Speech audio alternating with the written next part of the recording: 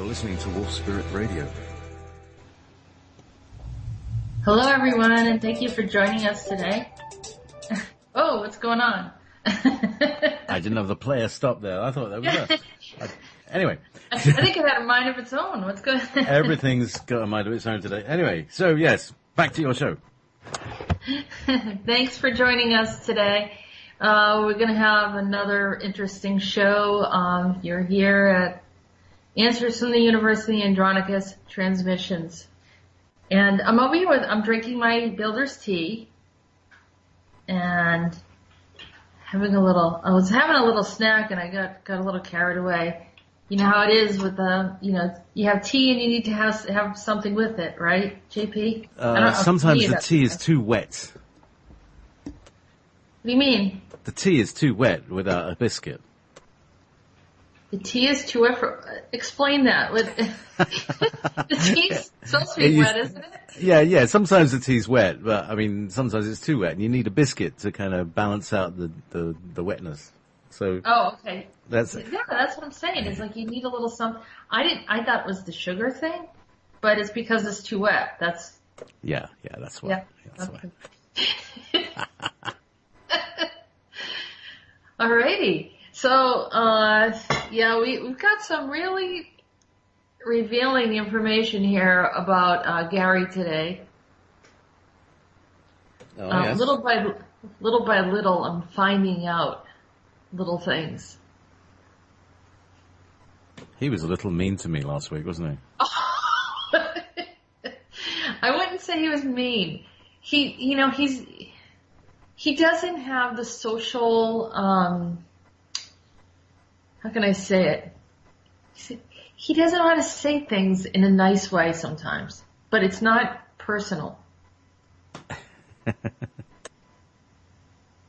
You know what I'm saying? Oh, yeah. I will tell you though, JP, there is definitely some people were a little bit upset that he said that you had a problem with chocolate and the whole, issue with chocolate. So the second hour, we're going to have. Hang on a second. We're not recording. Sorry about that, everybody. Somehow. Oh, that's why. Yeah, because it didn't. Oh, right. Okay. Nobody's heard this. I'll edit it into the tape later. What we've just been talking about because we've got another side of a recording. But yeah, we were just talking about how Gary wasn't particularly pleasant towards me last week. And I said it's just that that's the way he does things. It's nothing personal. He's just very abrupt. And as you can see, he insults me at least 3 or 4 times during the conversation. But from his perspective, he doesn't see it that way. No, he's not particularly human. Right. And so, they're trying to learn. They're trying to learn how to do certain things, and he did come up with some other human things. Well, he was complaining about how we talk to each other and talk about the weather. Like he said, well, what's the purpose of this, right? Don't you have anything important to say, or why do you bother going through that whole thing every time? And yeah, he doesn't understand, it seems. And what I was saying regarding the chocolate issue is that some people kind of took offense at the way he said that to you, and how he is saying that there's no chocolate on the reason why there's no chocolate on Jupiter. And so they talked to me about it, and I presented it to Gary, and he had a response to it. So we'll get to hear about that. Okay. It's like, all right. You have Let's people talk in your about corner. my addictions then. You have people in your corner defending you, saying, "Hey, wait a minute, that wasn't right that he said that to Jake." No, it's fine. It's fine. We all have to deal with our stuff, and chocolate is not is the least of it. So that I'm cool with that. No problem. Anyway, shall we move towards some semblance of a normal show? Are you saying that this is supposed to be a normal show? Well, Okay. some semblance of a normal show. So semblance. Yeah, well, all right. I don't know. I'm struggling with that too these days. Something about me that's not very scheduled, and yeah, I don't know. Maybe because I'm a little floaty and I drift in and out of my space. That I'm not always like 100%, in a linear fashion. Yeah. So, and yeah, it's hard to, conduct life and then deal with these things and have these conversations. Whether it's the serious stuff or the ridiculous stuff, I don't know. I know. So, yeah, so shall we just dive in? Oh, do we have guests today as well? Yeah, we do. Like I said, well, the second hour, we're going to have a discussion about chocolate. All right. I mean, we had a discussion about mead, right? And I think that we've gotten into some really heavy stuff and some really, strange, terrible stuff. Which reminds me, I just said strange, terrible stuff. I don't always talk, well, I do. I talk about different things that happen to me, but, I actually experienced something very strange the other night. I was startled. I've been being pulled to sleep, like feeling like exceptionally unnaturally tired at a certain hour at night that I never had a problem with before. Usually I could stay up a little later. Mm-hmm.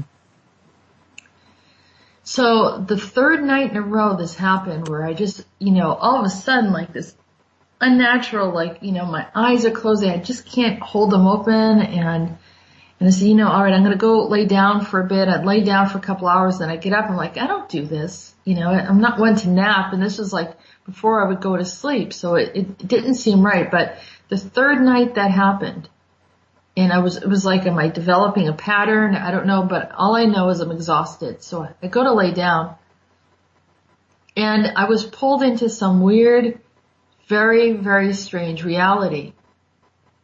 What I remember is that I went through this door and there were like all these bunk beds to the left of me and all these women. And the women were ranging from like their 40s, and older, maybe late 30s, but definitely within that bracket.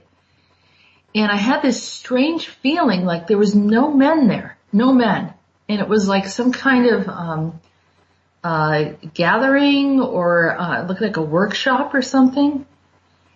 And I walked through the room and then through another door, and there were all these women sitting around, and there was this one woman that sort of reminded me of Tipper Gore.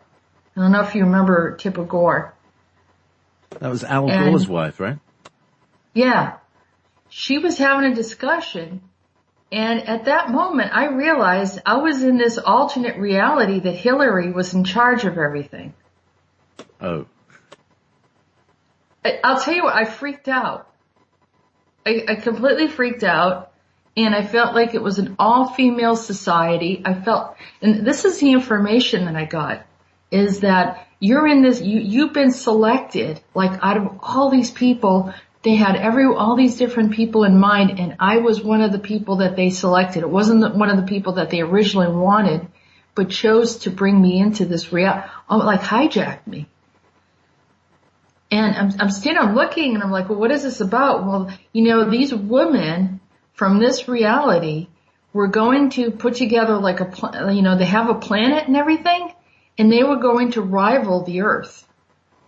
But it was going to be an all-female society. And I was like, I'm out of this. I'm leaving. I'm not having anything to do with this. And I woke myself up, or like I pulled myself out, and I got up. My friend looked at me and he said, "You look like you've seen a ghost." I said, "I think I got milabbed or hijacked or something. I don't know what that was."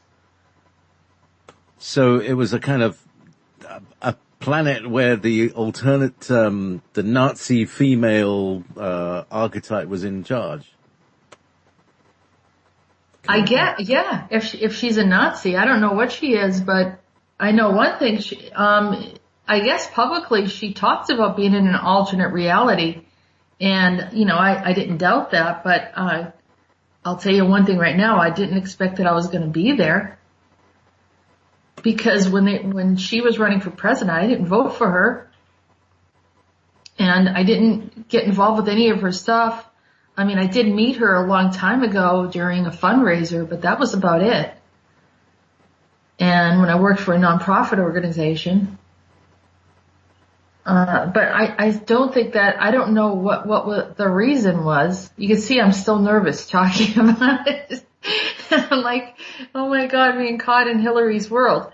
And I know she talked about being in another, alternate reality.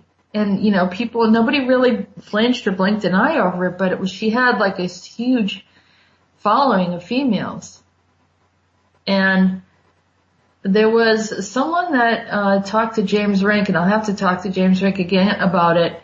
He said that this guy decided to remote view Hillary, and he saw her in an alternate reality where people were getting he said he had this overwhelming feeling to worship her. I mean, it was just so strong. So I think I went there. Wow, I'm thinking V. You remember V? The TV series? The reptilians in the human flesh? Wow. No, I didn't see that. 2009, it was originally out in about 1984. And 1984, 85. And I remember watching it, and I thought, oh, it's an interesting series. And I discovered a bunch of old videotapes in a charity shop a few years back, and I watched the series again. And then they reran it with Morena Baccarella in the lead.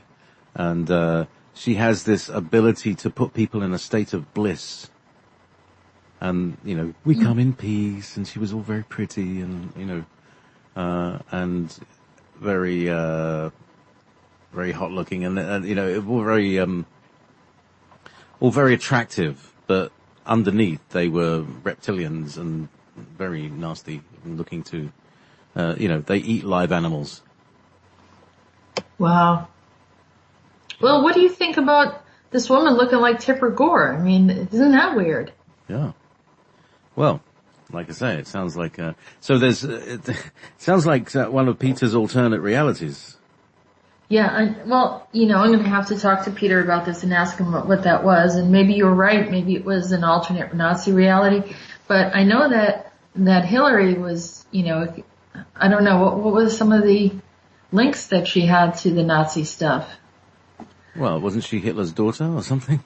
Yeah. Yeah. One theory is that she and Angela Merkel are sisters in some other place but anyway, long story. Well, yeah. If that was their sisters in some other place, then I guess I went there. Yeah. It totally looked like that. It was very discomforting. It was very, very you couldn't get out the door fast enough. Like scary. Like it's scary because that this was a facade of something, and whatever was going to happen next was not going to be good, and it was just going to probably go downhill fast, or I was going to link into it deeper. It would have been harder for me to get out of there. That's what it felt like. But anyhow, there's this weirdness. And I don't know. This is the first time that I've been hijacked in a long time. But of course I've had, I think it was the gold the blue avians, but it was the gold avian that had me abducted once. That was weird too. That was very weird. That was the last time that I had one of these experiences. But anyhow, I guess I'm the lucky recipient of strange, these strange groups wanting to pull me in. Well, that's a great honor, isn't it? Thing. Yeah. Well, anyhow, I thought I'd share it. I mean, if anyone else has ever been to that space or knows about it, just send me a message. But I'm going to probably talk to the ACIO and find out what was going on there. And could be that it was just a bad dream. But I had some details of what it looked like and everything, and I don't usually have that in my dream space. So I know something weird happened. And it could have just been a facade of Monarch, too. Who really knows? Especially since we were talking about Monarch a lot. They seem to have an issue. And I know that we also did, I did an exposure of some things regarding Semyase, and there was a lot of strangeness that came out of that, where there were problems just even getting the video out. It took over a month and a half to get that out, because I guess it wouldn't render or something, What, a video of Semyase? The video, yeah, that we, James Rink and I did with Peter on Super Soldier Talk, and it was actually produced in February, and as soon as we did the interview, I think, I don't have all the information correct, and maybe I can have James on to talk about it, but as soon as we did the interview, his Facebook account was taken down. He had a bunch of different things happen to him, and all related to what we believe was from that video, because we were trying to expose some of the stuff of Semyase. So there's been a lot of weird stuff since we did that. Wow. And yeah, I mean, one of these days you'll hear about it. I'll share. I'll let him share it, because some of it he contacted me about. I wish I knew more about this, about all these different clans and everything. There seems to be a lot of confusion about Semyase and who it is, and where she may be from. Well, according to the Urantia teachings, and last time I mentioned the Urantia information, I got some emails saying, I'm not looking at things right or whatever, but I just find the whole teaching a little strange. They talk about their system called Satania, or like Satan, and their one of their leaders that they worship is Michael, who, we're not really good friends. And then there's Abaddon, who's also mentioned as Apollyon, and who I've, figured out was Dionysus. And we know what Dionysus did. He caused, created a lot of fires and tried to destroy parallels and all that stuff.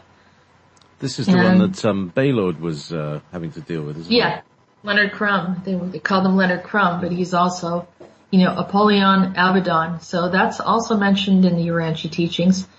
And then there was a gentleman that was talking about the Urantia information that with Alfred Livermont Weber, and he mentioned something about how Semyase was the creator who impregnated Mother Mary. And I said, so I asked Peter, I said, how is it that Semyase impregnated Mother Mary if it's a female? And he says, he goes, they're, no specific gender. Oh. So, I mean, we're talking about, an etheric being that steps into body or something like that. So it's not necessarily just, I know she's involved with the 12D Pleiadians. She's very much involved with Monarch. The children that were rescued from Monarch had interacted with her, and she forced them into some strange pornographic experiences. So there's a lot of odd behaviors regarding Semyase, and very disturbing stuff actually. And so, are we talking about the same person who is described by the Billy Meyer case? Yes. Yes, absolutely. Right. So It's like a facade. It's like a trickery on mankind. And I don't know. I mean, it's another type of being that's not fully disclosed. No one really, the ACIO won't come right out and say, I asked the same thing, where exactly is she from? She couldn't have originated with the Pleiadians because they're not the oldest civilization out there. But apparently she's been around, and like I said, I don't know if in fact she is supposed to be the one that impregnated Mother Mary, but according to the Urantia teachings, she is. Now, the Urantia teachings doesn't represent all Christian teachings, but it is, another, it's one perspective, so, but maybe revealing in some ways.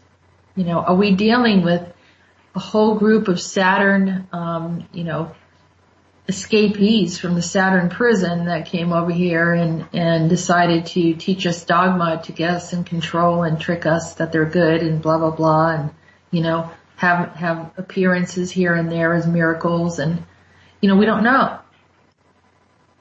All I know is that the religion part has caused a lot of wars on this planet. A lot of cruelty. A lot of cruelty, serious abuse. Under the name of Christianity were the violent crusades in South America and throughout the world. A lot of thievery, taking money and treasures under the name of Christianity.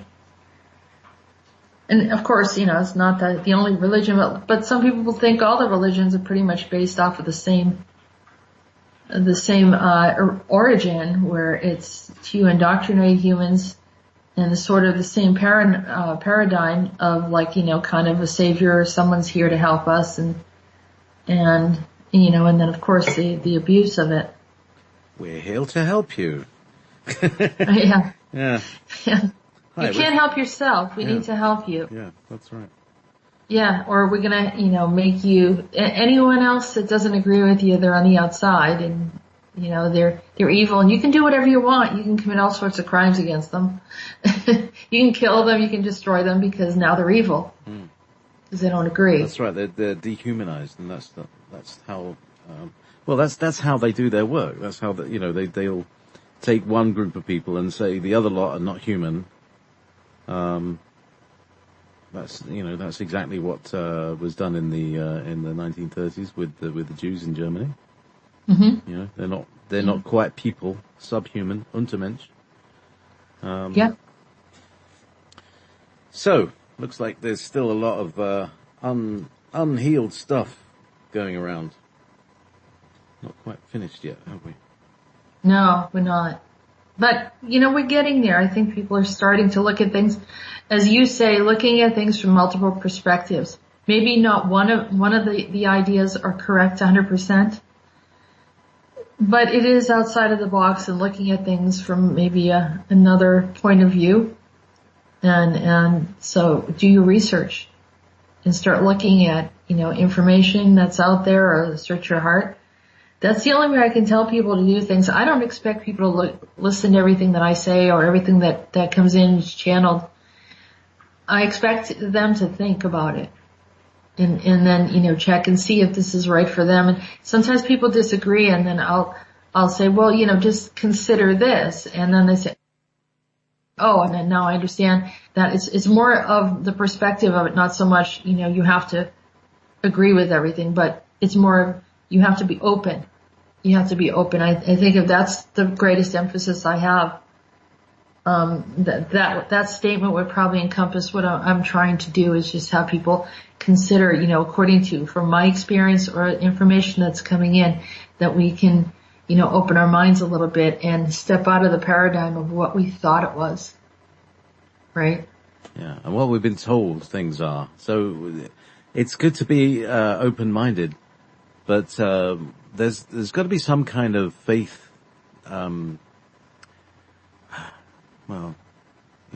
belief in yourself. That's the hard part, isn't it? I think if people do the personal work and they meditate and they connect to the God source and really feel a strong connection, a love connection, and know that they exist because they exist, their soul's immortal because they've been here multiple times, having an awareness of who you are first. And then when the information comes in, it will help you to kind of have a sense of what's the truth and what isn't the truth for yourself. If you have to be guided by that, some of it may not feel right, then trust that. Find out why it doesn't feel right. Maybe the information isn't incorrect. Maybe it's only part of it is incorrect. Or maybe the source, the person that's delivering the information has an agenda, but it doesn't mean the information is incorrect. I mean, there's all different scenarios of how to look at it. But if you don't do the personal work, then you're trying to reason through this with your mind, and it doesn't work that way. It sounds interesting, but you're probably, when you're going in that a train of thought, if you're working through your mind only, then you're going to go with what you think is rational, reasonable, or something that coincides with what you've been formally told. So it keeps you stuck in the same paradigm without being able to step out of it and just observe things through another sense of knowing. So I think that's the best way to look at it. Anyhow. So. We can start off with, start of the show, Andronicus. It's been a while. Mm-hmm.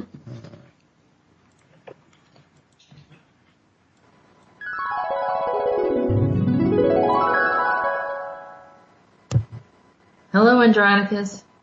Tell me, what are you looking at? I see you're resting by a rock and looking up into the sky. Just dreaming a bit. Borkum arrived a few days ago with the Vinkala, and he seems to have full control over them. It appears only a fraction of them exist. He said the rest were heavily contaminated by something that made them ill, and most of them died naturally. Since it happened near the Earth, there is a possibility that they will incarnate as humans. I guess they will get to learn through the reincarnation path, as humans do. Were they the ones who wanted to remove reincarnation or karma from the Earth?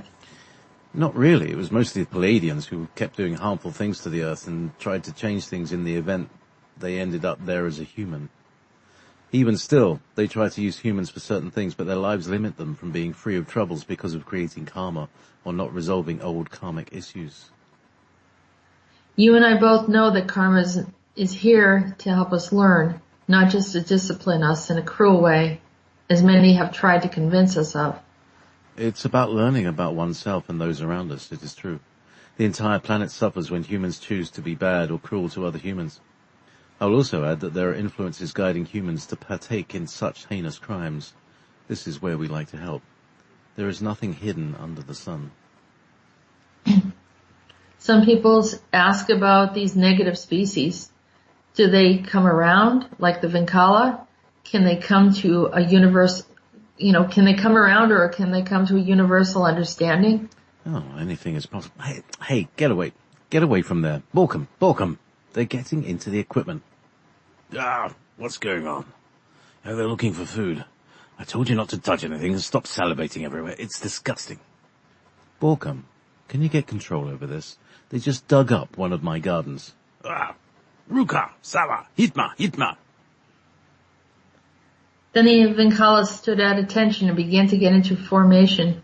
Borkum assembled them, and he then handed out rations of food to them. I hope you keep on top of this, or it could be a problem. I was thinking about doing some building on the other side and then go inside to give them some place to grow their food. You will see it going well, my friend.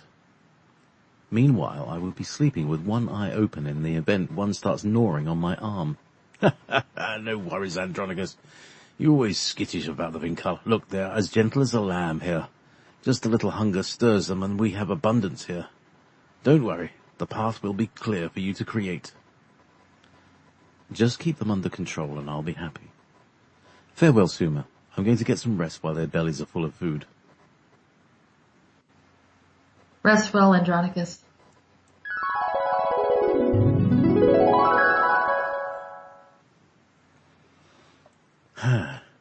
reptilians again. But you started with reptilians. Yeah, well, we're talking about Hillary. And V and all that. Who knows? Well, you do this all the time. You say something that we're sort of going to talk about, like you know about it, before you even read anything. I don't know about anything. It's just coming off the top of my head. Well, yeah, I mean. All right. So, I think he was referring to the 12D Pleiadians, by the way. Just leave a note there on that. I know that there is some very nice Pleiadians. I just want to make a note. I'm not really 100% against Pleiadians, but the 12D, I definitely have different agendas. Yes. Okay, so. As Ujwag is saying, higher dimensional beings can be naughty too. Yeah, that's true. Absolutely. You know, they climb in a non-traditional way. I'll say it like that. Mm-hmm. Okay, so we can take a look at Rhodan next. No, actually,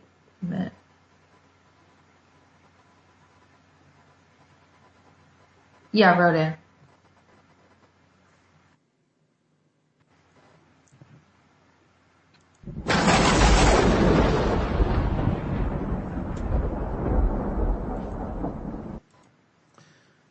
A seal in time has been broken.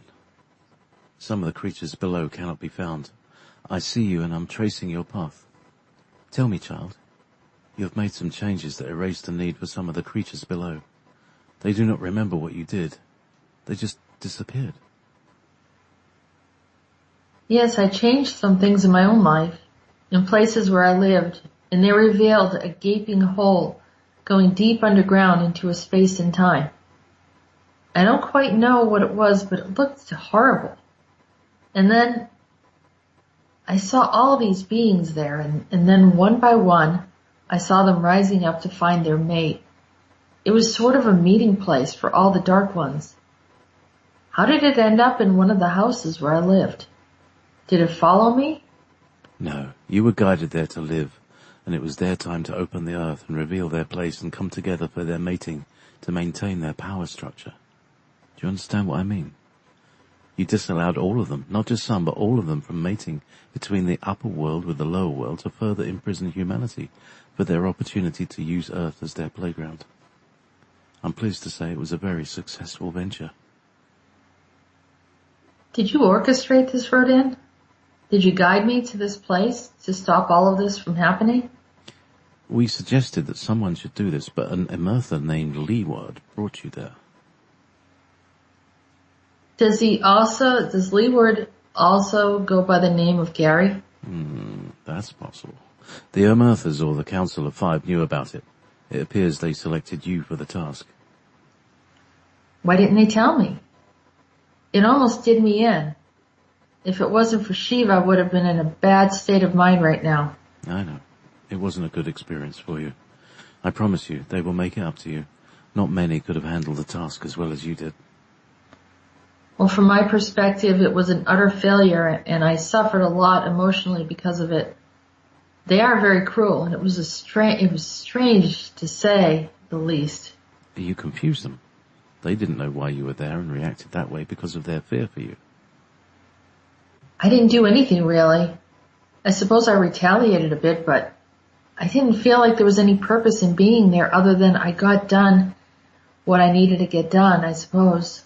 You saw me for the first time in many years. It got my attention, and I'm glad you did the mission as you were asked to do. Otherwise, we wouldn't be speaking now. The realities would have folded under an entirely different reality, further locking in their systems of control. Let me see, if I think back at some of the things that I saw Dionysus. He was there. I saw Mercury. Flavius was there. Meetis was there. And Jane. Oh wow. Egyptians, there were Egyptian ones. There was a magician. It was a lot of paranormal. None of it happened, and we are pleased. Tell Leeward I'd like to speak to him about his methods. Is that his real name? Why was it that you called him Gary? Maybe that's his name there. We know him as Leeward. Oh, I should attend to other matters. I'll speak to you soon.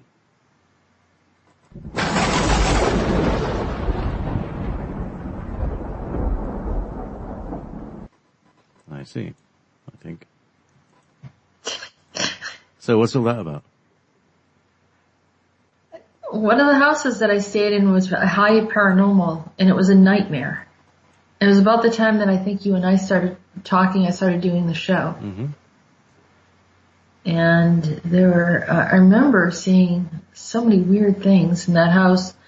I had this kind of weird magician show up, and it's like he dropped a cat and a mouse on my back. I saw vampire-looking things and bodies hanging from the rafters of the house. I saw a hand coming up from the basement. And I said, you know, I was a boyfriend at the time, I said, I think there's dead bodies in the basement. And he was like, really? You know, and he had to go dig up some stuff in the basement and found a bone. Oh, wow. Yeah. But I think it happened a long time ago, but I don't know. I mean, I saw what was called the Black Knight. Do you know what the Black Knight is? People think it's a satellite. There's a satellite called that, yeah. No, it's not a satellite. It's a living being. And I saw that thing. It went right by actually my boyfriend saw it, who doesn't believe in any of this stuff. He's like, I saw some weird looking cape thing. This black cape. So, vampires under the floorboards. And so what was Rhodan saying? That there was, that there was some sort of something that you were stopping happening. What was this? All right. So that was the first time I saw Rhodan. That was the first time I saw him. I could see him clearly, and he was on some kind of mission. I think I talked about it in the transmissions early on. It was like, I don't even know who this was. I said, first time I saw him, I said it was so intimidating. I felt like I was going to cry. Cause he was in a mindset of looking for someone, and then the window opened up, and then I saw him, and then he saw that I saw him. And, that's when we started to communicate. It was while I was in that house. And I thought the house was high paranormal because there were, a couple of graveyards, like 2 graveyards near the house. And, there were times when things would move in the house where, it was unexplained stuff. It was one of those places where it's just kind of weird. And so essentially what he's saying here is that, the underworld is opened up there underneath the house. And, of course, the boyfriend that I had at that time was hijacked. I mean, he had, personality shifts, and the whole thing got really, really weird, like super weird. And so essentially what Rhodan was saying is the underworld was opening up, and it was time for those from the underworld to mate with beings from a higher dimension. And they were going to use that space. I don't know how or why, but he said that they deliberately sent me there. And I'll tell you, I was like, frazzled from that house. I didn't know how to deal with it. And towards the end, just when I was ready, I was saying that I think I've had enough. I don't know if I can handle any more. And it was, Shiva showed up. And I could literally feel him put his forehead on my forehead and saying, it's okay. He goes, but it's time for you to go. And I said, thank God. And I just got my stuff and I moved out. I just knew I was supposed to be there, but I didn't know why. And because, I was getting in the way of their mating or getting together or something. I'm sure they were enraged. Now, this is the first time I'm hearing the story. So you stopped them mating? You stopped them, because they couldn't go through the house space or something? Yeah. or like someone would try to come through and I wouldn't allow it. And I'd, say, well, what are you doing here? It was almost like I was like the gatekeeper. I had no idea what was going on, but then they would retaliate, of course, because they get angry.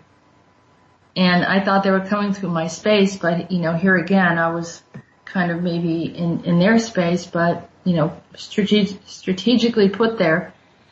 And what he said that they had plans to do is, if they connected with the underworld, connected with someone like Dionysus or someone like Mercury, or some of these other beings that do exist, by the way, if they connected, then it would create a weird alliance, and would have locked us into they would have used the earth as a playground, which they've done before. And I don't know how long this has been going on for, but maybe it was a time for mating, after I don't know how many years. Mostly I think it was from the underworld wanting to come up and then kind of be able to, bring in their stuff. And I mean, I don't think I stopped everything, but whatever they needed to stop there, that happened. Well, I've just been given a small glass of mead, and so I will drink to that.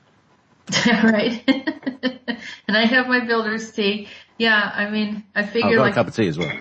Yeah, it's kind of like that whole thing from the Scorpion King, when the Egyptian guy starts to wake up, and the Egyptian woman wakes up, and then they mate, or they're trying to mate, and they have to stop them from mating.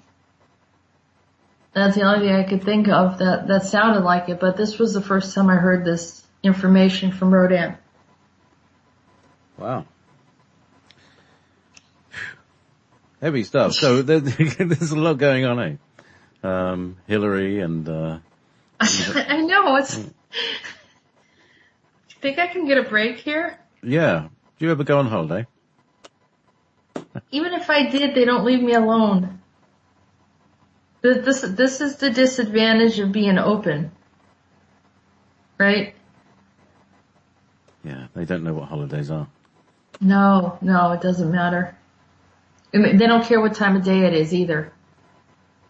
They don't care if you're using the restroom or taking a shower. They don't care if you're sleeping. They just start talking. Do you have to take like a notebook around with you or something? Sometimes, yeah, I do have a notebook next to me. And sometimes I'll do a session, all sorts of stuff shows up, Yeah, I have a strange life, so living with other people can be probably like, well, what's going on?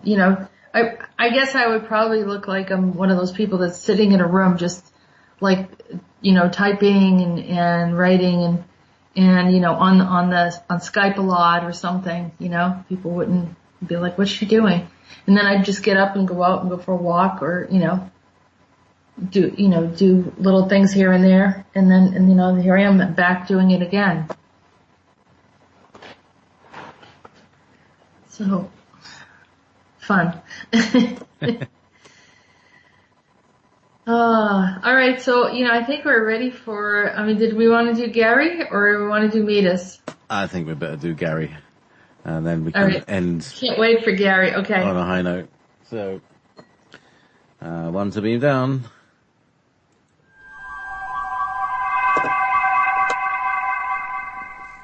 Hello?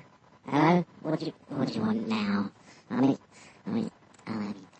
How are you today and how is the weather? Hi, Gary. I thought you didn't like to talk about the weather. Weather, schmeather. Does it really matter what I say? It goes over everyone's head anyhow. Tell me, who does Devin think he is demanding an embargo against my decisions? Is he as charming as me? Gary, he's quite nice actually, and he thought your decision about no chocolate on Jupiter was a bit extreme. I don't know, Devin, do I? Let me see. Daniel, David, Derek, Donald, Dryden, Dominic, Dyson, D'Artagnan, Dorian, Damien, Dustin. There's no Devin on my list. What system does he come from? Let me see. Ah, there he is. Yes. Well, why didn't he go over the proper protocol by going to the Lindvich and asking for a request form? It is the 75th page of the pamphlet for a request to change a decree. They're open every Tuesday, besides the time when Monday is not a Monday, but rather a Wednesday. Something to do with your calendar system. Keep singing. Oh yes, he must make sure the Lindvich is not wearing Argyle socks, or he may be required to stand in water for a few hours while they feed the platypus. They feed the platypus. Isn't that what you call them? Yes, Nick insisted on requesting the platypus in the discussion. Wait a minute, Gary. They were just having a discussion about the platypus. I don't think the two are related. But they are related. Whatever you mention when you make a request is all included from the discussion.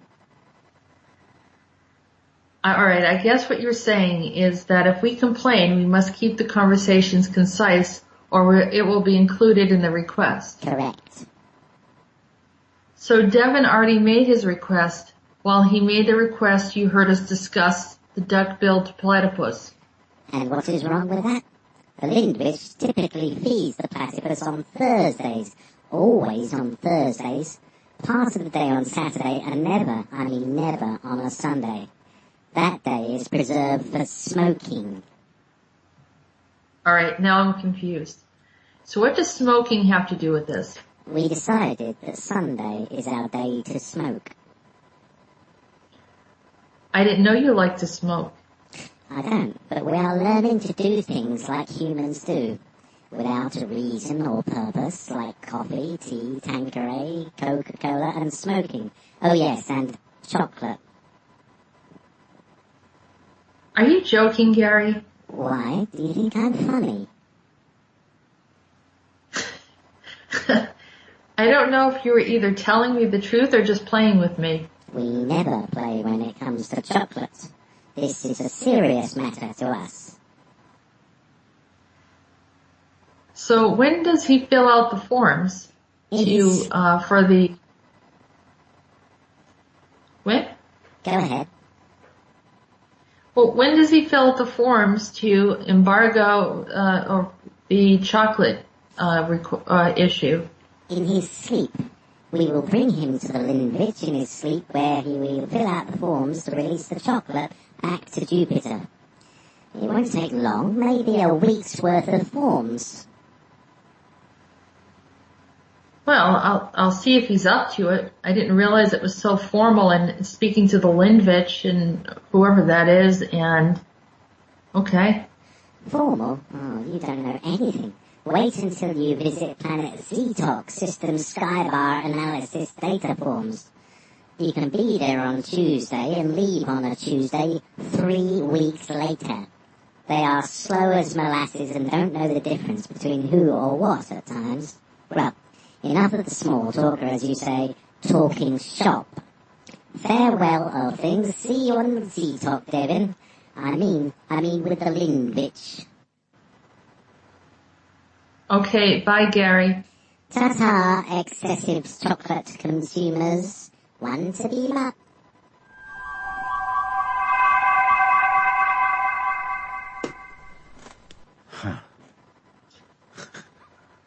What can you say? It's like, did you see the film, it's got a funny name. Jupiter Ascending. Oh, Jupiter. Huh. Yeah. They have to go to a highly bureaucratic planet where she gets this luminous tattoo thing. And it's incredibly bureaucratic and they're all queuing and filling out forms. Well, I don't think it had to be this bureaucratic, but I think he did it because we disagreed with him. Like, I think he could have resolved it, but I got the impression that he was like, oh, so first of all, who is he? I don't see his name on the list. And then he went on and said something about the Lindvist. What was the name of it? I don't even know if I'm saying. Lindvich. Lindvich. I mean, he went through this whole, and then the 75th page. Mental. I mean, I started laughing. I couldn't stop laughing at some of the stuff. I was just, but and then he didn't like it, and he was like, all right, well, if he wants to do it, he wants to follow through. And then in the end, he's, here again, his little sarcasm, excessive chocolate consumers. Exactly. So maybe there's a thing that we shouldn't really eat chocolate. He says, I just had a chocolate biscuit. What can I say? Well, maybe it's a time that we need to curb our addictions. And I don't know if he was serious about the smoking. Like he said, Sundays we smoke. I mean, he has this whole thing about dates and days, and yeah, the whole thing was really weird, wasn't it? Yep. Lindvich, Lyndyvich. Lindvich. Asking the Sharon. So, yes, it seems very, as I said, like the universe is as bureaucratic as it is down here. I guess, yeah. But I don't like, it's almost like if someone doesn't want to agree with something and they have the ability to change it and they don't, because they think, well, if you really want this bad enough, then you can go and stand in line and, fill out all these forms. But maybe we got it from them. Yeah. Maybe this whole like system that we have with all the paperwork and questions and, standing in line and all that stuff was created by them first. Well, it's bureaucracy is a definitely empire thing, isn't it?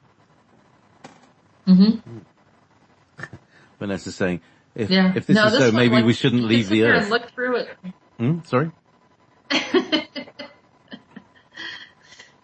And what do you think about them? They're mimicking us with like implying that we have all these bad habits, so they're doing it now. Yeah, they're just seeing what it's like. Well, they don't make sense. Like, what's it? Coffee, tea, Tanqueray, Coca-Cola, and smoking. Oh yes, and chocolate. So when do they have chocolate? At the end.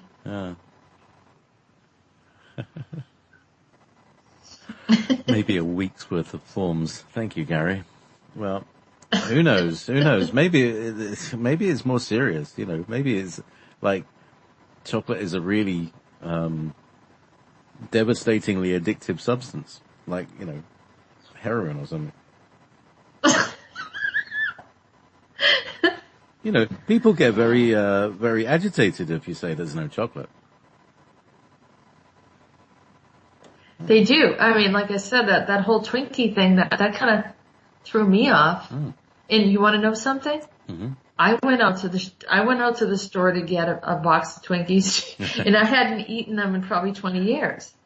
But as soon as they said we're going to take them off the counters, we're not going to be selling them anymore, people went out to the store looking for them. And then they had them on eBay. And then they decided, they waited a little bit, and then they brought them back. But, I mean, what's wrong with us? It's a lot of sugar.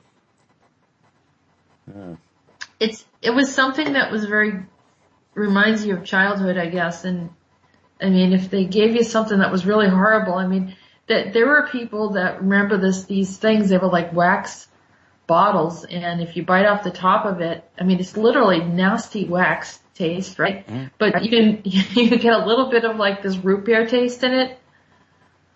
And so you bite off this wax, lid or whatever, and everything's made out of wax.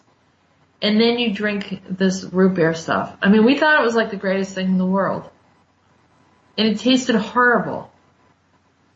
But it was, I don't know, but And then you talk to someone as they're older and you start saying, oh, do you remember this? Do you remember that? And you get all excited about it.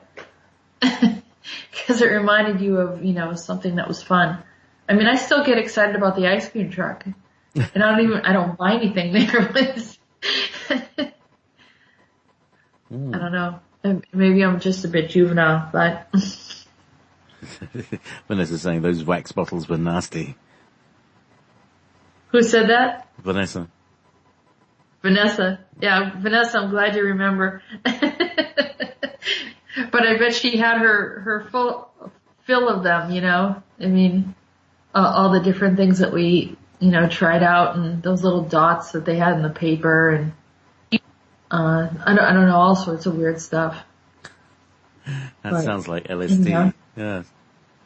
Well, that's what it ended up becoming, LSD. Yeah, they ended up using the same concept, but when we were as kids, you know, it's like a piece of paper and these little dots of candy, and you just bite off the dot of candy, you know, so you have like a little taste of candy. And it turned out that at one point they actually used the same concept. It made it look like it was those little dots, and instead it was drugs. So that's where they got the idea, I can imagine. Wow. So we still have Meetis. Excellent. So let's find Meetis. Yeah, there we go. And let's play this.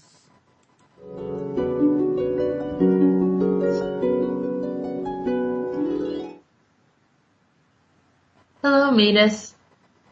I'm finding you in history again. You were an artist? I am an artist, and I always will be an artist. You see, I have many talents, and my talents have allowed me to live a lifestyle that mingles well with all factions of class, gender, and race. The artist or musician can blend well anywhere he travels to. During my stay in Middle England, I went off to explore, spread my wings, and connect to the world while I chiselled the days away when married to that wretched wench Jane. She was a foreboding woman, crying, screaming, sulking in between moments of charmed enticements. The creature lived in her so vile I could barely look into her eyes without the heaving of breath and a blood-curdling sneer from a damned creature of the underworld. It was nightmarish. I know you experienced something similar.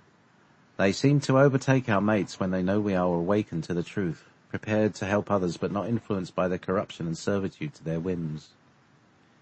James, a feminine woman... Huh? That was Jane. Oh, Jane. Yeah, sorry. Yeah, sorry. Jane, a feminine woman, gentle and kindly and sought after by many at the time of my meeting her, dissolved into something quite monstrous in the end. It is not that I grew bitter with time, bored with her familiarity. It was so much more. She was a snare, a sparkling gem that held poisonous asps from within. I had to be free of her. I even requested your help out of deep desperation and torment, so far into the future where she still held me hostage to her psychological imprisonment. There she stood in her false beauty and loveliness, and then transformation set in. I could hardly bear it. Is this the one that you told me about when I was writing my book, when you were Rupert? Yes, so I thought if I ran off into other worlds I could find an escape route to her strong grips on my soul essence. She would not let go, daily tormenting me with her dramas, her sorrowful pains that never ended, her bewitchery and beguilement that no human could get free of. But for me, I could see through it. It was her seemingly boring brown hair that shined abnormally. Her eyes looked like that of a viper, with a strange darkness to it, but almost an abnormal shine. Sparkle that wasn't real, mixed with the black arts that I was so familiar seeing in my enemies from the past. She was used, or was it that she was behind all of this and then finally arrived to do me in? I sat in my room for hours on end, trying to figure my way out. It wouldn't go away. This is when I became a painter. I could leave without her detecting me and join the others. We did not battle amongst each other then. We had harmony and good conversations. The other travellers, if you know what I mean. Meetis, this woman Jane, who you had warned me about and told me that I would meet her in the future, is this the one who you also call Semyase? Yes, that is one of her various names, but that name in particular is how or she it is worshipped. Is how she or it is worshipped, like Baal or Molech. Not much different, if the truth be known. I experienced this, Meetis, this woman Jane, then another roommate who kept everyone in the house in a constant cycle of drama. It was a never-ending problem that demanded her gaining extremely long hours of attention. She had an insatiable need for attention that would draw in at least 20 people on an ongoing basis for 2 years. This is a place where I lived. It was abnormal. Demonic, really. Anything to get me to not be able to live my life, like a psychic prisoner being held at bay by this pathological energy of hunger and thirst of attention. It was a silent, ongoing rage and screaming and weeping and false laughter and controls of unnatural abilities. It was a form of hell that is hard to describe, but once a person lives in it, it seems petty, unless you've experienced it. Some would say to me, well, just move out. But they didn't see how hard I tried, only to find that it was this evil being from the underworld using this vacant soul of a body to keep me there. This is what you went through, wasn't it? Very much so. An evil that few have come to realize. Even with all my abilities and powers, this creature could make suicide seem inviting. Maybe that was the intention, to have you do away with yourself. When people come to me and express this anxiety and feelings of despair, I know that the creature had tormented them. What is it going to take to remove this beast? Oh, it will happen, trust me. With all the breath and life within me, the creature will not survive the days of light. It will be done. Very well then, so I must tell you more. We, the travellers, would go to Nuremberg to meet through designated times in history, of which I cannot say, nor do I suggest that those who know should reveal for the sake of humanity. Most of them were good. The killers, we called them, those jumping to commit crimes, were not invited in. They couldn't hide it from us. They had the look of darkness that could not be easily removed. Tell me about the Nuremberg gatherings. Why did you come together, and what happened when you did? It began with a cluster of us, just a few from the Celtic lands, then the Pictish ones, the Skyry fleet, Icelandic brothers, Frankish ones, Copenhagen, Norway, Sweden, Finland, the Rus or Russia, and farthest reaches of the northern sun. It was comfortable then. We all arrived and would speak about what we discovered. Then a stranger showed up by the name of Wilhelm. Sometimes arrived with the name William, and then Michelle, Warren, Michael, and other variations. We knew who he was, and he was not on our side. We didn't trust him at all, but we couldn't get him to go away. He seemed to know when we were to meet. Then the problems started. Then chaos. Then others arrived, and Wilhelm invited the Dark Ones to join us. We didn't have a choice. Then the battles began. That's all I can say for now. Well, where do we go from here? Well, you know where they gather eventually. In Munich. I see. And is this the Nazi party? That's one of the ways they entered in. That's the reasons why places like Germany suffered first through poverty and then through wars. Humans have no idea how these things evolved. Create a problem and then be the saviour by fixing it. It's been going on for ages. Enough of this talk. By the way, this problem is getting resolved. One by one we are finding out where they came from and returning them back. I can soon return to gather without any outsiders being there. So, here's to humanity for choosing to awaken. I lift my cup to you. You didn't give up and things are changing. Don't let them play mental games with you and allow their fear tactics to turn you from the truth that you are here to stay, not them. So, a little glass of mead. I know, that's what you said earlier, right? I actually just took I lift my cup. A little sip.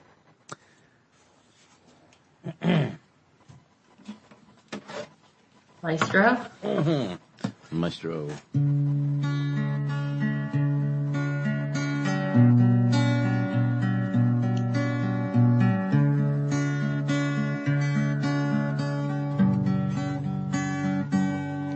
We sing today to think of a way of how to survive amid so many lies.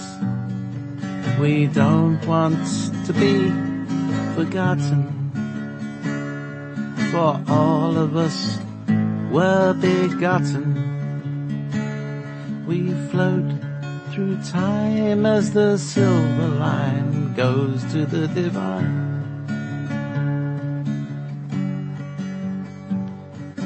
Don't be worried, my friends, this is not how it ends. They will say the same words over again. It is the same message from long ago. You will be destroyed, they say, because we have to go. I say nay to their lies, I don't give them my time. I just let them go on like the frog in the swamp. I will click up my heels, I will toss, time reveals all the truth, as you know. And this is how we should go. La la la.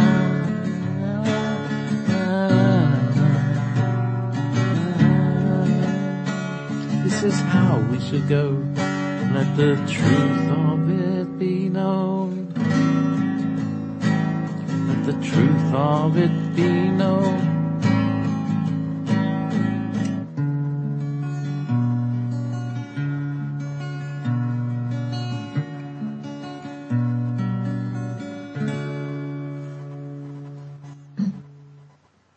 Very nice.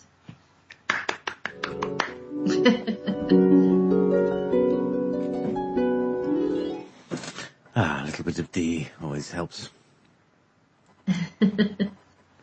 So, there we go. Meetis. So what do he was, that, it's one of these things, time travelers meeting in the same place, but at different times. When I first met, it's funny. Yeah, what's funny is that this transmission brings up the first time I met Rhodan, or in this lifetime, was about the same time that I met Meetis, but I knew him as Rupert then. And because he came to me from Middle England at that time when he was having problems with a woman by the name of Jane. And he said it was his wife, and he says, please help me to get away from Jane. He said, I said, I don't know a Jane. He said, she'll be coming in soon. And about a month and a half later, a woman contacted me, and she said, hello, I'd like to have a session with you. And she said, my name is Jane. And I was like, oh, okay. And I said, all right, meet us. She's here. Now what do you want me to do? And he just kind of guided me. And I did the session for her. But it turned out that she lied to me about everything. Like she was sent there by someone else. That it was, she wasn't really there to have a session. So it was like this, it was the same personality of what he was dealing with. And, I ended up sharing the story, a bit of the story in my book, Macabre Short Stories and Poems from the Other Side. So I have a bunch of short stories there. But that was one of them, was Rupert the time traveler, and how he would time travel to get away from his wife. He couldn't deal with it. And one of my living situations was very much similar, where it was kind of like always a roller coaster, lots of drama, lots of problems, and kind of imposed upon everyone in the house had to go through, because I was like renting a room. So it was very strange. And very similar to sort of, I finally experienced what he was talking about and why he did what he did. And, and then the rest you heard, we started talking about how they were time travelers and they would meet, and then one of them kind of figured out where they were meeting and started showing up. But Nuremberg was a weird place for them to meet, I thought. Like, it threw me off when he said that. Because there were the trials were there. I mean, much later, of course. Yeah, I don't even know where Nuremberg is. But they also had those big rallies there. Those massive places with massive marching and tanks and all that stuff. Yeah, it's weird. I think at one time it was their secret place, one of their secret places where they would meet, like earlier, I'm talking maybe thousands of years ago, like they started meeting. And that was my impression. And, kind of like Highlander, where they would kind of find their little place where they would meet. And they all knew to go there. And it was like that. But weird that they started going there, and then it turns out to be a place later where it kind of went, like a negative location. So I thought that was, kind of strange. I mean, I think there's some probably positive stuff still there, but I don't know. I found the story interesting. I wish he would get into it more. But maybe he can only talk so much about it. So, shall we play some tunes and bring some people in? Yeah, we have the song Kaleo by Kaleo, Save Yourself. And then we'll bring in our guests to have a discussion about some of the transmissions, questions and answers, and maybe some talk about chocolate. So stay tuned. We'll be right back. I'm gonna have to re-listen. You guys are on live. JP said you guys are on live. Oh, all right. So we are back, and we have our cast of people here to have a discussion. We have Devin here, and we have Christina, and we have Ray. So welcome, everyone. Hope you're all doing well, and thanks for joining us in the show today. Thank you. Thanks. Thank you. So, so we had a response from Gary. Because Devin, you had made mention that we should, embargo the whole thing about Jupiter, and I don't know if you want to make a statement, but essentially Gary was saying that you have to go and make out some forms. It was bureaucratic, a lot of bureaucracy. I was thinking that we should petition them because it's Gary's embargo on Jupiter, right? Because the embargo is just an official ban. Right. But yeah, I was like, we should petition the Mirthers to stop their ban. Okay, so this is what. And of course he's like, why is my authority being questioned, right? Right. Well, the first thing he said was, he wasn't sure he knew who you were. And he went down a list of all D names, Daniel, David, Derek, Donald, and then he says there's no Devin on my list. Then he asked what system you were from. And then he says, why didn't he go over the proper protocol by going to the Lindvich and asking for a request form? It is the 75th page of the pamphlet for a request to change a decree. And he says they're open every Tuesday besides the time when Monday is not a Monday, but rather a Wednesday. Something to do with your calendar system. And then, he said something, and then he started intertwining the conversation that we had with the platypus, because we were talking about the platypuses as well. I don't know if Nick or someone brought it up. So anyhow, he essentially said you have to fill out a form. And he said that he'll do it in your sleep. That's when you go and visit them. Yeah, I don't remember a lot of my dreams either. So it probably won't be a big deal. But yeah, I said, I think he could easily have said, yeah, the whole, chocolate should be for everyone. It's not a big deal. But he didn't say that. I think he wanted to make it difficult. Yeah, he's sending me to the DMV. Mm-hmm.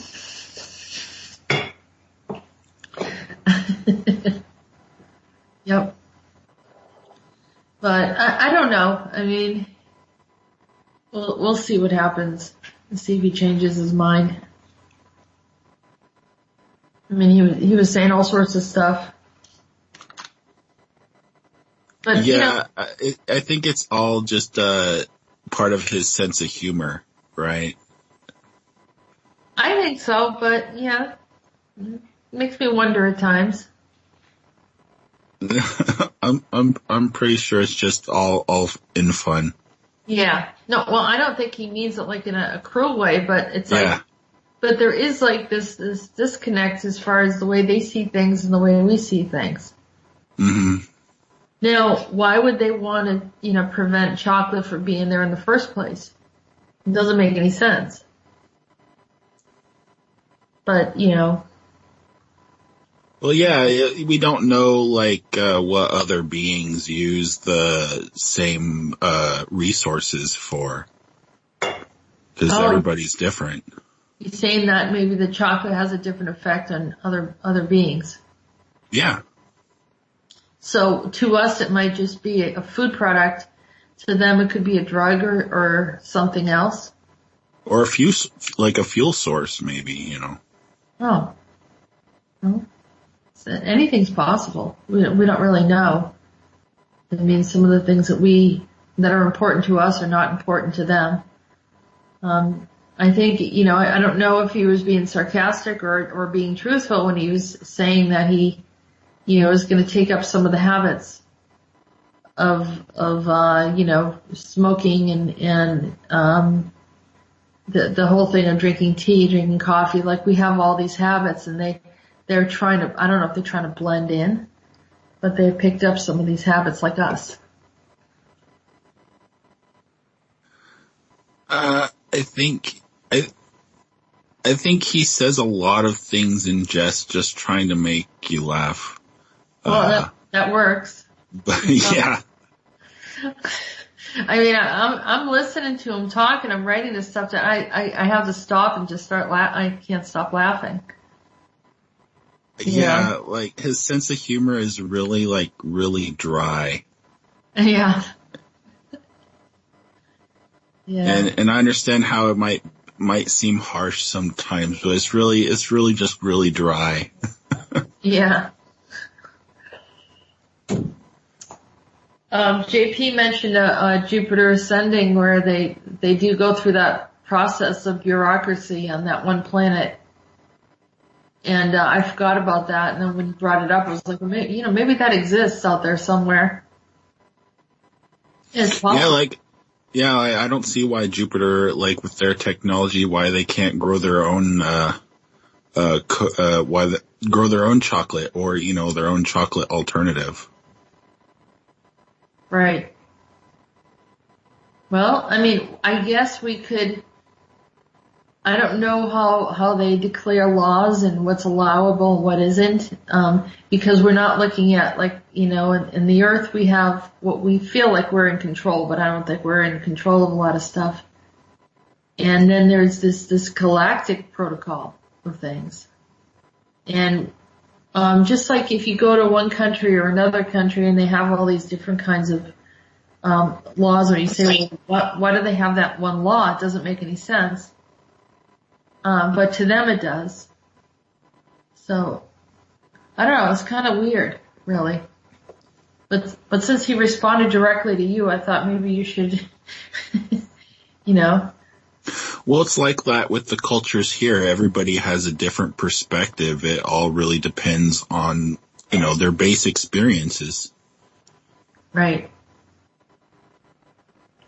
But maybe you're the right person to, bring it up and see if we can resolve it. I think the biggest thing is, like in any situation, there's a law or there's some kind of rule somewhere that someone established, and no one really questioned it, or no one really said, let's change it. So it remained, even though, sometimes even, Massachusetts, where I'm from, some of the laws and the things that they do are based on, colonial times. And, if people haven't challenged it, then it still remains. And we do have some of those laws. I know that the local native people had questioned a few things, like, why is this still there?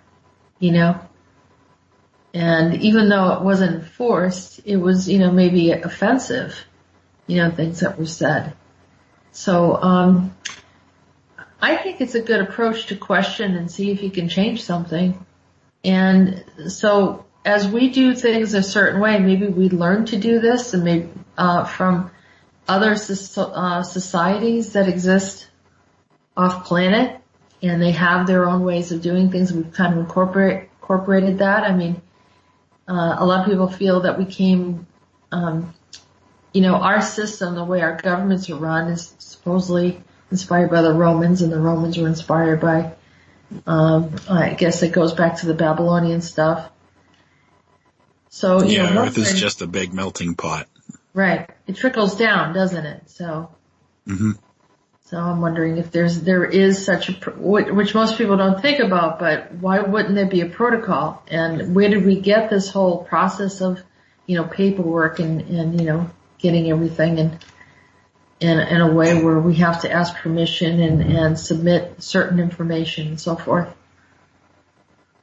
But it's just, I didn't see that he said no.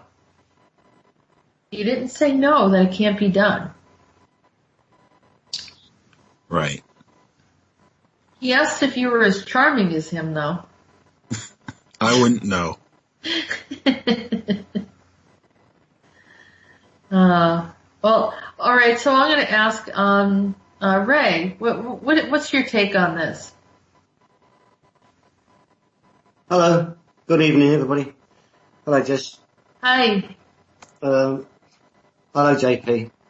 Well, it seems like a lot of protocol, doesn't it? All these paperwork to go through. He's only got a week's work. You got to sleep on that, Devin.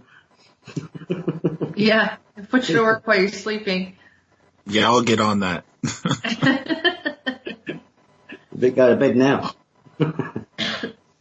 Yeah, so, well, it's interesting, this chocolate thing, isn't it? Obviously, it goes back when, back into South America when Mayans had the chocolate. And, when the Spanish went there, they found the chocolate. And the Mayans used to drink it, mostly it was something drunk, hot or cold, apparently. And, I suppose it was Christopher Columbus that brought it back over here. I found out that Fry's chocolate was the first one to make a chocolate bar in 1866, apparently. What was the name of it? Fry's chocolate. Friar's chocolate. So Yeah. it was made out of like a. There was the first one. Yeah, there was the first ones to make it into a chocolate bar. I mean, it was mostly the aristocrats and the rich people drank it, and they had chocolate poured into always silver, and they drank it hot or cold. Wasn't for the poor, obviously, but Fry's was the first ones to make it into a bar, a chocolate bar, a solid bar. And I remember years ago when I was a child that when you went out, if you went out to work early, or you finished work late, and you had to get a train home or something, everything was shut these days. When shops shut, they shut. And the only way to get something to eat was always probably on a tube station, where they had like a slot machine, and you buy bars of chocolate in there, Mm-hmm. And I always remember this. Go to this slot machine and get a bar of chocolate out, Fry's bar of chocolate, and it had like mint. It's like a after 8 mint chocolate bar. That's what. Yeah, I remember those. Yeah. So that was very interesting. What they said earlier, what saying about Devin. All this paperwork. Nothing's changed out there. Like you said, they probably brought the paperwork here. Like JP saying on that film Jupiter ascended, all the protocols she had to go through.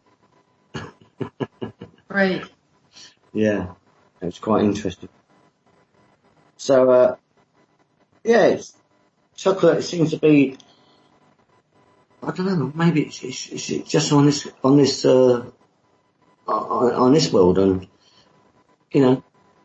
something that they don't want elsewhere because, what is chocolate? I mean, a lot of people get a lot of headaches they eat too much chocolate. And I think, Nick was saying there's a lot of, activities in it that make you sick things now. Well, do you think that it's addictive? I mean, he's not quite coming out and saying it's addictive. Well, but he seems to, they seem to have a problem with our strong interest in chocolate. I don't know how much is consumed. Well, I do know a lot of people I've known who sit there and buy a box of chocolates and eat the whole box in one night. No trouble. So I suppose it could be addictive. Like you're saying, smoking. Right. He named all the vices. We don't really call them big vices. I mean, they're kind of things that we don't see as an issue. Like coffee, tea. When he said Tanqueray, I think he's just referring to alcohol.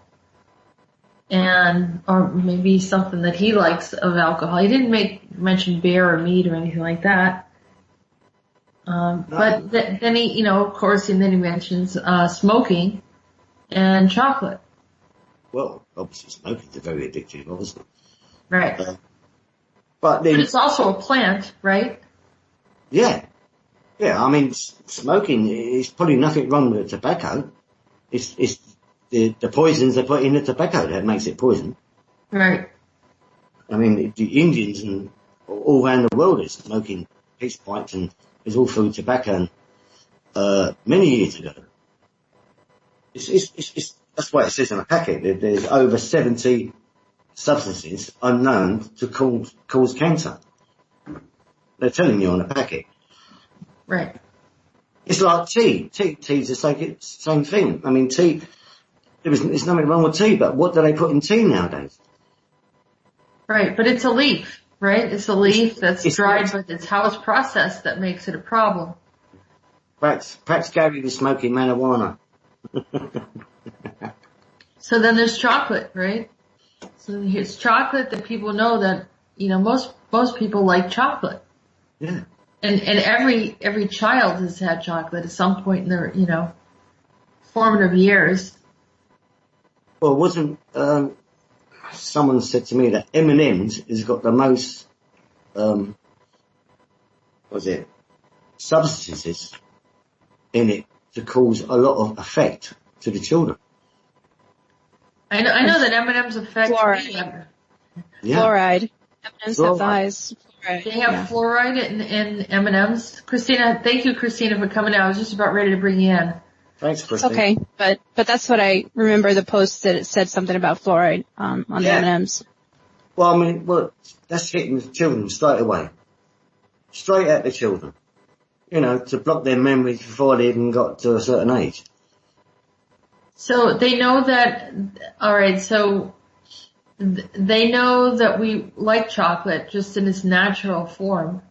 Yeah. And humans I think they like tobacco, they like coffee, they like tea naturally, and then they're taking that and altering it because they know we like it. Yeah. But, it's not the emerthers, obviously. The emerthers are kind of saying, hey, you guys maybe have a bit of a problem, but you don't see it as a problem because you only see the bigger addictions as a problem, maybe the drugs, the pharmaceuticals, excessive drinking, marijuana, whatever, but they don't really talk about the caffeine and the coffee, the tea, and maybe he's bringing it up for that reason, but he says it very subtle, so you don't really figure out, but maybe they're perceiving our lifestyle, and he's saying that they're doing it as well. Yeah, I think that, it's like everything was natural before, so they got us on his habits. this is my belief. They got us on these habits. So you take this habit. And slowly they put these ingredients in them. Over the years, slowly and slowly, cause more cancers, cause more, defects in our body. But once you got these addictions, it's very hard for us people to get off these addictions. So they're very crafty. They've been doing this, bringing in tea, 100 years ago, bringing in the tobacco hundreds of years ago. Right, people got adapted to it, and they slowly changed the ingredients over the years. And it's not natural chocolate anymore. I mean, natural chocolate is basically dark, isn't it? Well, Gary brought up Cadbury. He said if you take the Cadbury away from, the UK, he says there'd be a problem. Yeah. So, and now I've heard that Cadbury essentially is an American product because then they took it and started altering it, and as soon as the corporations get a hold. Yeah, Cadbury's been taken over. Yes, that's right. Yeah. Yeah. So, well, this is what they do anyway. I mean, we all enjoy a bit of chocolate. Everybody does, you know what I mean? Yeah. And we all enjoy our habits. What is Gary slowly telling us? This is, in his crafty way, in his, not crafty way, in his subtle way, I suppose. So, it's quite interesting really what he's got to say. Yeah, I know. Funny. I know. And like I said, I guess, if he refers to you or whatever, he likes the conversation, I think. Yeah, I think he likes it when people get into what's being said. I thought it was kind of funny how just because he heard us talking. Yeah. He automatically brought in the platypus. Even though it had nothing to do with it, but he heard it in the conversation. So essentially when you make a request, he said, don't talk, whatever you talk about while you're making the request is also included in the request, so that it's mentioned. Yeah. But he's a great character, but he's sometimes... But I mean, what if they're taking a snippet of a conversation and there's something else random in there, and then they interpret it as that topic needs to be addressed in the protocol. Yeah. So anyway. Like literal, like it's literal or something. Yeah. he certainly picks up our conversation, So, but I think we get to the end of Gary. I mean, Gary's going to show up. We're really going to come out. I've been phoning with you, people. All right, so Christina, what's your take on all this?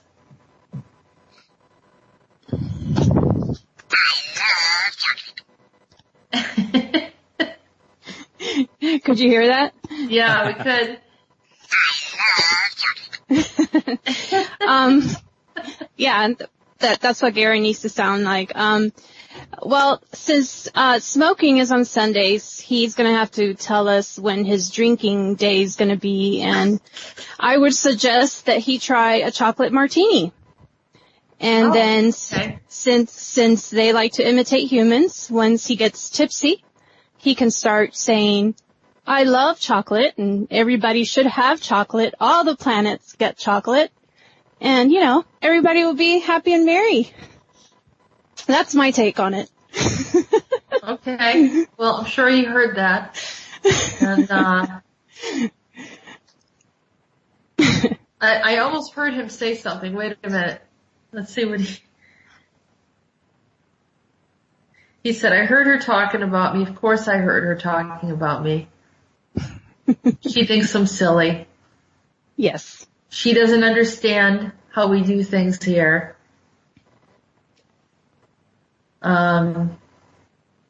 He said it's something about the liqueur. Something about a liqueur. He said, he goes, I don't like martinis, but I'll have a chocolate liqueur. That's what he just said. Good. Well, that's good, Gary. Because chocolate that voice doesn't sound anything like him.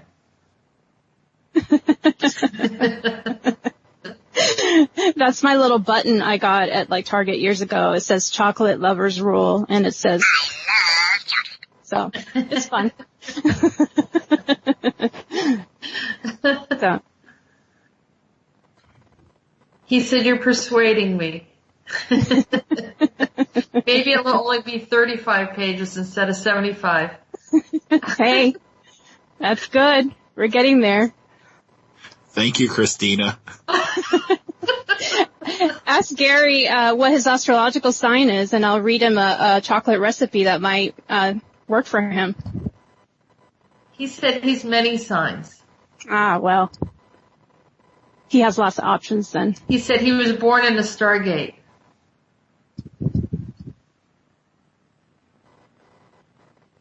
He says he likes to think that he can be whatever personality he wants to be. So, he wants you to read off your information that you have about the astrological chocolate connection. Well, this is a small little book I got years ago. It's just fun. I don't know if I should mention the author's name. Do I go ahead and do that? Sure, yeah. It's Joy Nagy. I think that's how you say it, Nagy. And I'm going to start with Aries just because I'm an Aries and that's what we're in right now. Basically, it's just a small little paragraph. It's a suggestion of what kind of chocolate the sign would like. So it's just a bit of fun. So for Aries, we've got bittersweet chocolate covered cherries and Aries chocolate cake with bittersweet chocolate glaze. Oh yeah, by the way, this might make people hungry. Yeah, well that's good. Maybe you could just go over like what they suggest that each sign would have. So there we go. We could do that. Yeah. So for Leos, we've got bittersweet chocolate cupcakes and bittersweet chocolate lemon cups. Sagittarius has bittersweet chocolate with ginger cream filling or chocolate hazelnut cookies. Nice. Sounds really good. Yeah. And moving on to Taurus, we've got dark chocolate truffles with chestnut cream filling or a chocolate eclair. Virgo, dark chocolate truffles or a virgin layer or Virgo layer cake. I threw the virgin in there. Must be the symbol of the sign. Capricorn, 5 spice chocolates. I guess you have the choice of what spices you want to add. And a yeast cake, chocolate yeast cake. Lots of nuts. Yes. Milk chocolate. Cancer is milk chocolate with orange cream filling. Very specific. Or Cancer hot chocolate. Scorpio, milk chocolate truffles with rum raisin cream filling. And Scorpio chocolate martini. Pisces, milk chocolate covered marshmallows or a chocolate pudding. Then we get to the air signs with a Gemini, white chocolate truffles with green tea ganache or a Gemini black and white cookie, which kind of makes sense. You've got Libra, white and dark chocolate layer candies, or a Libra white chocolate cake. Aquarius, white chocolate mints with the Aquarian brownies. I think that's all of them. Did I miss any? Did I do 12? I think so. I didn't count, but it sounded like you covered everything. All right. And no, it sounds really good. I feel like I want to go to the store right now.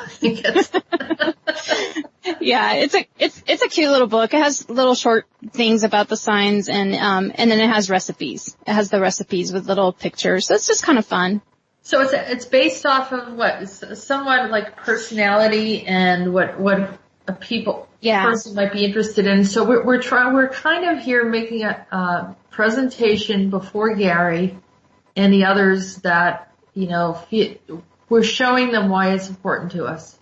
Because it makes everyone happy, and it kind of has a very comforting, fun feeling. Brings up childhood. It's kind of like a nurture, comfort food, right? There's some very, very positive reasons why we like chocolate, but maybe Gary would like if we got him a lemon chocolate something.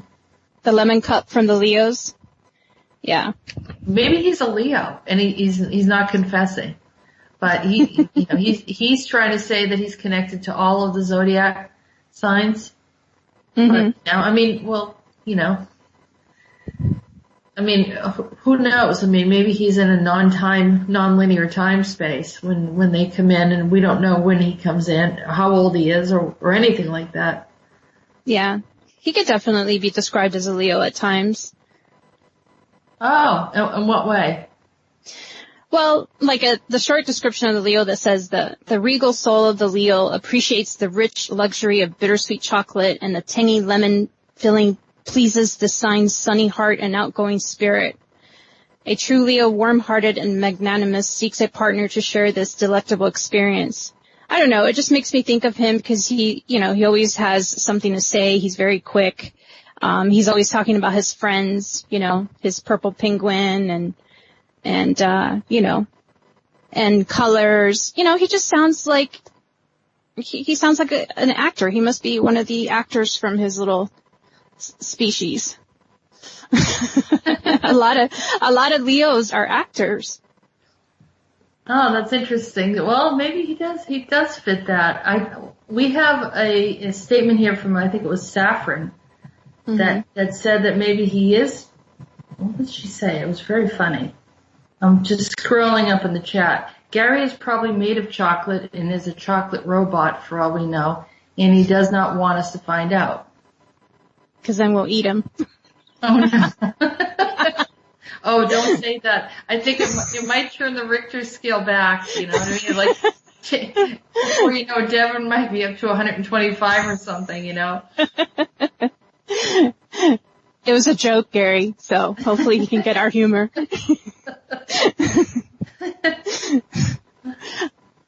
So yeah, it's funny. He's an emerther for, a K girl was asking, what species is he? Oh, and someone wants you to repeat the Aries one, because I think everyone wants to know what kind of chocolate they're supposed to like. So the Aries was bittersweet chocolate, covered cherries. And I must say that as a kid, I didn't like that. But now, the dark chocolate, covered cherries, especially, well, maybe I shouldn't drop brand names just in case, since we don't have a deal. But some of them are really, really good out there. Yeah. Well, they do have, there's like a little liqueur or something inside that, right, with the cherries. The maraschino Well, no, the ones I'm talking about are just the dried cherries. The dried cherries with dark chocolate. I'll go ahead and name drop. Dove. Try them out. They make delicious, and yeah. And then, the other option is just a regular bittersweet, chocolate glaze. Is that what they wanted to hear? Yeah, they wanted to hear, Aries. Or what, or the description of it, or just the... What they suggest for Aries, or, the chocolate that's suggested there. The bittersweet chocolate coating honors Mars, Aries' fiery planetary ruler. Inside, a sweet cherry symbolizes the fresh beginnings of spring, the sign's birth season. The ram is an impulsive leader, full of energy and self-confidence. The spontaneous, romantic people born under this sign enjoy picnicking or sipping champagne beneath a starry sky, always with a box of chocolates close at hand. Very poetic. Yeah. So, JP, are you there? Yep. What do you think about your Pisces, right? Mm-hmm. Chocolate, All right, so chocolate pudding. chocolate.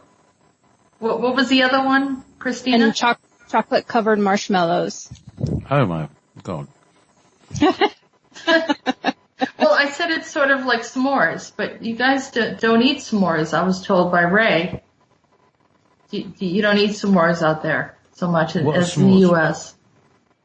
Yeah, well, and I said they're graham crackers. Do you know what a graham cracker is? No.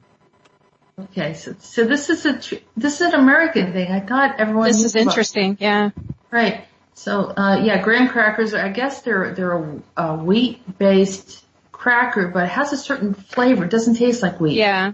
They add something else to it to make it a graham. Right.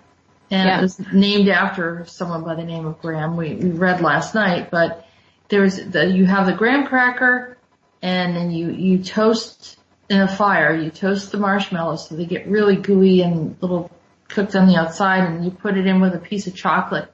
You make like a little sandwich out of it with the crackers on the outside, and it's like delicious. It is delicious. Like there's nothing like it. You can't just try to. It doesn't work if you do it inside the house, in my opinion. You have to be outside by a campfire to really appreciate how good it is. There's something about the campfire. Yeah, you have to learn how you like your marshmallows. You end up burning quite a bit until you figure out how you like your marshmallow. It's fun. It's a lot of fun. It is, yeah. And well, sometimes you just drop the marshmallow on the fire because you burn it, you cook it for too long, and it just melts right. Or, there's all these little things that can happen, but that's the fun of it, and, but it is, the combination is really good. And, I've tried like s'mores, it's S-M-O-R-E-S. S'mores. Yeah. So it's whatever, but, that's a chocolate and marshmallow combination. And I don't know. It's fun. It's all fun, and I think we're making a case here that there's some redeeming qualities worthy of chocolate. Chocolate makes us happy, and chocolate brings us together. And any idea of chocolate being pulled from our experience is not a good one. So, not that he said he was going to take it from Earth, but he was going to take it. He takes it from Jupiter, and that's been something we've been talking about for a while, but we didn't know why there was no chocolate on Jupiter. So, anyhow, I think that's probably going to change. So it's good Either news. that or you'll just get a grumpy. You just get a grumpy Jeremy. Yeah. Well, or maybe I just need to get over, No. just get over the addictions and learn to deal with stuff. Oh, what fun isn't that? Yeah, You gotta keep no fun. some addictions. Well, I think maybe that's why they're trying out our, so-called subtle addictions, because, they know that we don't want to get rid of it. It does make us, happy or whatever. Mm. And so maybe they're trying to figure out what we get excited about.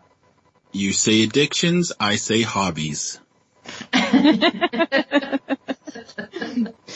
Plus, I can say that the placement of Jupiter on my astrological chart is what's causing me to like chocolate so much. That's my addiction.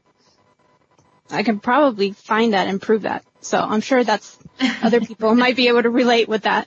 It's Jupiter's fault, anyways. I think Gary just he telepathically said something to me about he likes the idea of the lemon and chocolate, and he'll consider it. And so he's going to try that. He says, is it raw lemon? And I said, no, it's probably made with, like a sugary substance. No, it's the zest. So he's correct. You could add the zest to it.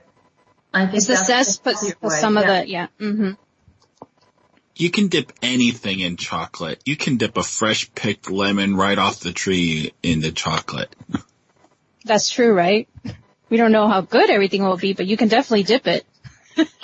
Gary just said that earned you some points, Devin.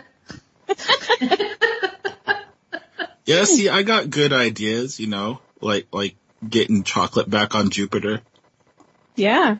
It was a good idea because that could change everything. That could change the galaxy. It might be a happier place to be. We could send some to the Nazis and they might be a bit more happy. Perhaps they cancelled it in 1939. What happened? Perhaps they cancelled it in 1939, the Nazis. They cancelled the chocolate over there? In the secret space stations, maybe. Well, from what I heard, I received some chocolate from a friend in Austria, and they had the most incredible chocolates. There was like this Amadeus chocolate. It had like 3 layers of stuff, It was like, if anyone knows how to make, they know how to make chocolate over there. So they just need to relax and, enjoy the wonderful things that they have and stop being angry. Enjoy chocolate. The word temper does go right alongside with chocolate, as that's part of the process of making chocolate. But you just shouldn't tamper with chocolate and the humans, period.